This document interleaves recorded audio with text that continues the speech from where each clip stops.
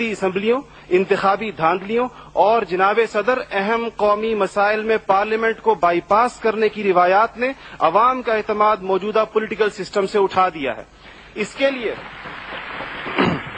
ہمیں اپنے اس پڑوسی ملک سے سبق سیکھنا چاہیے جہاں سے مشاہد صاحب تشریف لائے ہیں اور آپ عنقریب جانے والے ہیں۔ ان کی اور ہماری تاریخ آزادی ایک ہی ہے۔ ہمیں اور ان کو ایک جتنا وقت ملا ہے، مگر انہوں نے اپنے ہاں جمہوری اقدار کو اتنا مضبوط کر دیا ہے کہ حکومت کتنی ناکام ثابت کیوں نہ ہو جائے، کوئی بھی افتاد ٹوٹ پڑے، یہ نہیں ہو سکتا کہ فوج بیرکوں سے نکلے اقتدار میں آ کر بیٹھ جائے۔ اسی طرح جناب صدر میں یہ سمجھتا ہوں کہ آج اس ہال میں لگی ہوئی قائد کی تصویر آپ سے پوچھ رہی ہے، آگے آپ کھڑے ہوئے ہیں کہ جنرل تم تو سرحدوں کے رکھوالے ہو، تم کو ایوان اقتدار کی راہ کس نے دکھائی ہے؟ اور جناب والی، جناب اعلی، ہمارا تیسرا سب سے بڑا مسئلہ ایلیٹ کلاس اکانومی ہے۔ آپ کے اعداد و شمار کے جادوگر کہہ رہے ہیں کہ معیشت ترقی کر رہی ہے، زر مبادلہ کے ذخائر بڑھ رہے ہیں، قرضے کم ہو گئے ہیں، کشکول ٹوٹ گئی ہے۔ آپ بار بار کہتے ہیں پہلے ہم مانگنے جاتے تھے، اب ہم دینے جاتے ہیں، اور عوام حیران ہے کہ خدایا کیا ماجرا ہے۔ معیشت ترقی کر رہی ہے، غریب کا چولہا بجھ رہا ہے، زر مبادلہ کے ذخائر بڑھ رہے ہیں، پٹرول کی قیمتیں آسمان سے باتیں کر رہی ہیں، روپے کی قیمت ڈی ویلیو ہوتے ہوتے کہاں آ کھڑی ہوئی ہے۔ اور اس کے بعد ایک اور بات جناب صدر، آپ نے کہا کہ بسنت منانے سے کچھ نہیں ہوتا، اسلام تفریح سے ہرگز منع نہیں کرتا بلکہ صحت مند تفریح کی حوصلہ افزائی کرتا ہے، مگر خدارا محروموں لاچاروں کی آرزوؤں کے مزار پر دھما چوکڑی نہ مچائی جائے۔ دیکھیں اسلام یہ کہتا ہے اگر ایک گھر کے اندر ایک عجیب تاثر ہے، ٹھیک ہے لوگ انفرادی طور پہ پتنگ اڑائیں، کوئی اس کو حرام نہیں کہتا، مگر جب ایک غریب دیکھتا ہے کہ میرے پیٹ میں روٹی نہیں، میرا صدر پتنگ بازی کر رہا ہے، تو وہ یوں سمجھتا ہے کہ ہمارے درمیان کوئی گیپ ہے۔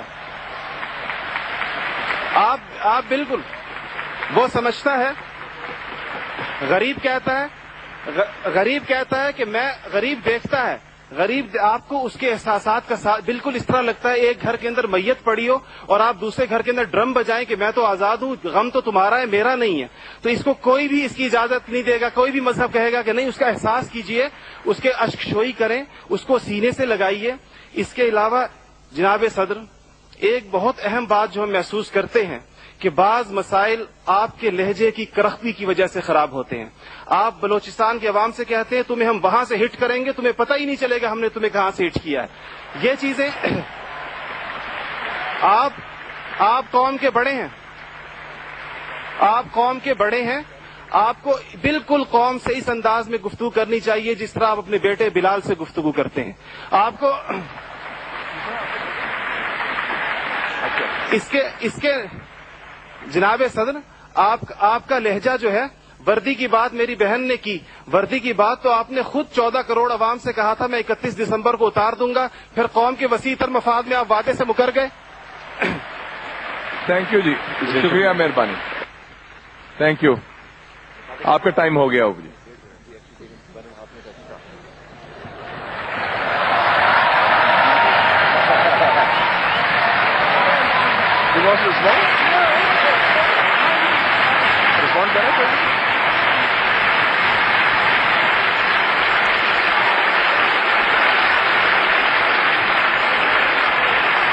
Okay. Thank you. Thank you very much.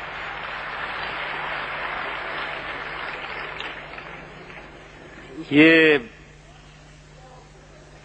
ان مہمان کی کیا کہا؟